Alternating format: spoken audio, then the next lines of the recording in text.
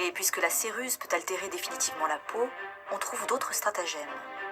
Les mouches, qui doivent apporter la touche finale au maquillage, tentent aussi de dissimuler les ravages de ce produit fatal. On peut ainsi apercevoir sur les visages plus de 18 mouches à la fois, autant que de crevasses cachées. Mais avant d'être un artifice, la mouche est d'abord un code galant. Et pour la femme, le mode de vie peut être éreintant.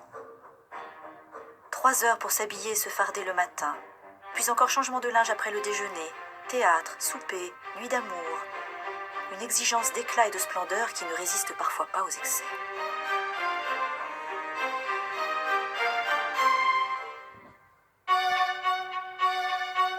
Alors, pour être toujours propre et soignée, la femme a sur sa table de toilette tout le nécessaire pour se refaire une beauté. Boîte à onguents, boîte à mouches, pommade, parfum. Elle emporte même dans les plis de sa robe des petits nécessaires, tous plus délicats et ornementés les uns que les autres.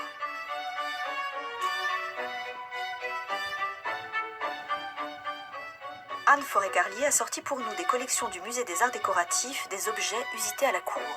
La toilette ne s'effectuait pas que le matin et effectivement dans la journée on pouvait être appelé à se refaire une beauté. Donc pour cela, la femme ou l'homme dispose de petits nécessaires miniatures qu'ils pouvaient emporter avec eux. Alors on en a un très élégant exemple ici, donc sous forme de petites boîtes dans laquelle on va trouver tout ce qui est nécessaire pour se redonner un petit peu d'éclat. Celui-ci contient 2 petits flacons, l'un sans doute pour l'eau de senteur et l'autre pour les sels, parce que les sels c'est très important aussi. Lorsque l'on se sentait mal, immédiatement on portait à ses narines un flacon de sel de façon à pouvoir reprendre ses esprits. Il ne faut pas oublier que les femmes, en raison du corset qui les maintenait très fortement, étaient sujettes à des évanouissements.